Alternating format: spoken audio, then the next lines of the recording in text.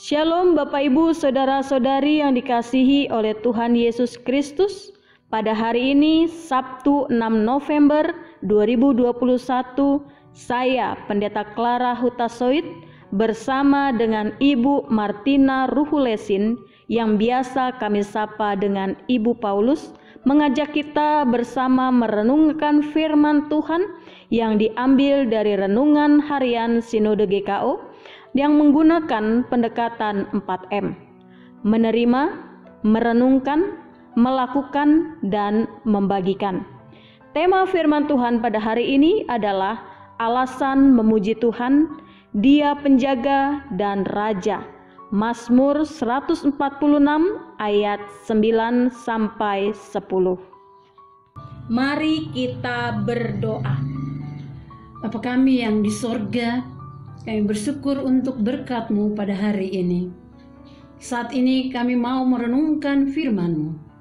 Biarlah kuasa Roh Kudus-Mu menuntun hati dan pikiran kami untuk menerima Tuhan, sehingga kami dapat mengerti firman-Mu dan melakukannya dalam kehidupan kami sehari-hari.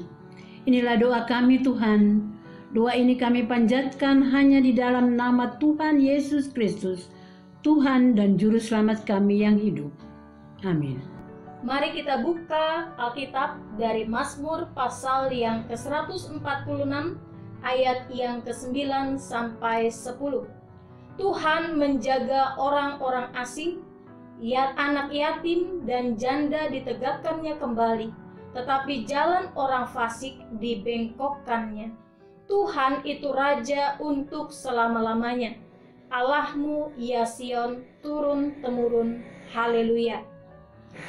Mari kita menjawab pertanyaan berikut. Siapakah Tuhan menurut ayat 9? Tuhan adalah penjaga orang-orang asing, anak yatim dan janda. Apa yang dilakukannya?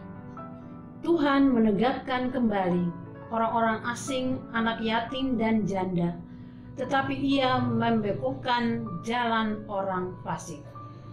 Kalau menurut ayat 10, siapakah Tuhan? Menurut pemazmur, Tuhan itu Raja untuk selama-lamanya. Allahnya Sion, turun-temurun. Tuhan adalah Allah yang layak untuk kita puji dan kita muliakan, karena Tuhan adalah penjaga kita. Yang dilakukan Tuhan adalah Dia menjaga orang-orang asing, anak yatim, dan para janda. Kalau kita membayangkan, kita memposisikan diri sebagai orang asing, tentulah kita belum mengenal situasi di tempat yang baru. Ketika kita mengalami kesulitan, kita belum dapat mencari orang-orang yang tepat yang dapat memberikan pertolongan. Ketika kita ingin mencari sesuatu, kita masih mengalami kebingungan karena belum memahami situasi sekitar. Orang asing seringkali mengalami kebingungan di dalam kehidupannya. Kalau kita memposisikan diri sebagai anak yatim dan janda, anak yatim dan janda dalam konteks Alkitab seringkali adalah orang-orang yang mengalami intimidasi karena tidak ada figur yang melindungi. Seringkali hak-hak mereka itu diambil orang, dan secara perekonomian para anak yatim dan janda pada saat itu mengalami kesulitan dalam perekonomian karena tidak memiliki pekerjaan yang layak yang dapat mencukupkan kebutuhan mereka. Dalam kondisi yang seperti ini, Allah lah yang akan mencukupkan kehidupan mereka. Allah lah yang akan melindungi mereka dari mara bahaya. Allah lah yang akan memelihara kehidupan mereka. Di tengah situasi pada saat ini, pandemi COVID-19 belum berakhir. Banyak sekali orang yang sedang mengalami berada di dalam posisi sebagai orang asing. Mereka yang mengalami PHK harus mencari pekerjaan yang baru. Mereka-mereka yang baru saja merintis usaha yang baru, yang tidak tahu apakah usahanya dapat berkembang dengan baik atau tidak. Tantangan-tantangan yang mereka hadapi bukanlah hal yang mudah. Ketika menghadapi hal ini, maka Allah lah yang satu-satunya menjadi jalan keluar bagi kehidupan mereka. Allah yang memelihara, Allah yang melindungi. Demikian juga dengan situasi COVID saat ini, banyak sekali orang-orang yang sedang hidupnya di dalam kesedihan karena kehilangan, baik kehilangan orang tua, ayah atau ibu, kehilangan suami, kehilangan anak, kehilangan sanak saudara yang mereka kasihi. Kesedihan sering meliputi orang-orang yang kehilangan orang-orang yang mereka kasihi. Di tengah kesedihan ini, Allah lah yang akan memberi penghiburan. Allah lah yang akan menjaga, memelihara dan melindungi mereka. Janji Tuhan ini dikumandangkan oleh Tuhan Yesus, di mana Yohanes 14 ayat 18 berkata, "Aku tidak akan meninggalkan kamu sebagai yatim piatu. Aku datang kembali kepadamu." Allah adalah Allah yang dahsyat. Dia peduli kepada anak-anak yang yatim piatu, para janda yang perlu perlindungan, orang-orang asing yang perlu kasih dan penjagaan daripada Tuhan. Selayaknya kita memposisikan diri untuk mempercayakan seluruh kehidupan kita ke dalam tangan pengasihan Allah. Dalam kitab ini pun, ayat ini, pemazmur menutup pujian dengan suatu pengakuan bahwa Tuhan itu Raja untuk selama-lamanya. Allahmu ya Sion turun-temurun. Haleluya. Ayat ini mau menyatakan kepada kita bahwa Tuhan adalah Allah sebagai Raja yang memerintah.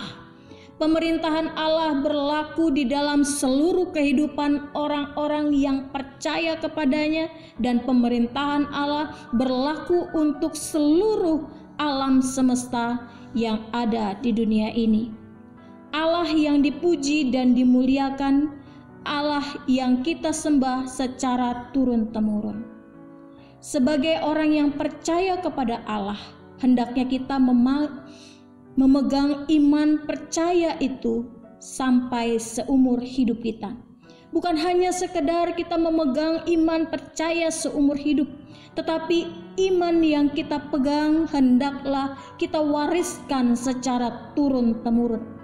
Baik kita selaku orang tua, kita dapat mewariskan iman percaya kita kepada anak-anak, kepada cucu, kepada menantu. Sebagai para pemimpin gereja, kita dapat mewariskan iman percaya dalam Kristus kepada jemaat yang kita layani. Kepada para pelayan Tuhan, kita dapat mewariskan iman kepada Allah dari generasi ke generasi, agar tidak ada orang yang binasa, melainkan beroleh keselamatan di dalam Tuhan Yesus Kristus. Tuhan itu Raja, hendak menegaskan kepada kita agar kita sepenuhnya mempercayai Allah dan mempercayakan seluruh kehidupan kita kepada Allah. Allah tidak hanya sekedar raja di dalam dunia ini, tidak hanya sekedar bergelar bangsawan, tetapi Allah adalah pemimpin alam semesta ini. Bu, setelah kita membaca firman Tuhan, kita merenungkannya bersama, apa yang Ibu dapatkan, yang dapat Ibu lakukan dalam kehidupan sehari-hari? Yang saya dapat, bersyukurlah bahwasanya Allah telah menjaga kita dan akan selalu menjaga kita. Yang berikut, saya mau memuji Tuhan dan mempercayakan seluruh hidup saya agar dipimpin oleh Tuhan yang bertindak sebagai Raja dalam hidup saya. Betul sekali itu, Bu. Mari kita bagikan firman Tuhan ini tidak hanya untuk diri kita, tapi juga kepada rekan sekerja, teman-teman di sekolah, tetangga, anggota jemaat, anggota-anggota komsel, agar mereka juga percaya bahwa Tuhan itu Raja turun-temurun atas hidupnya dan atas generasinya. Mari kita berdoa.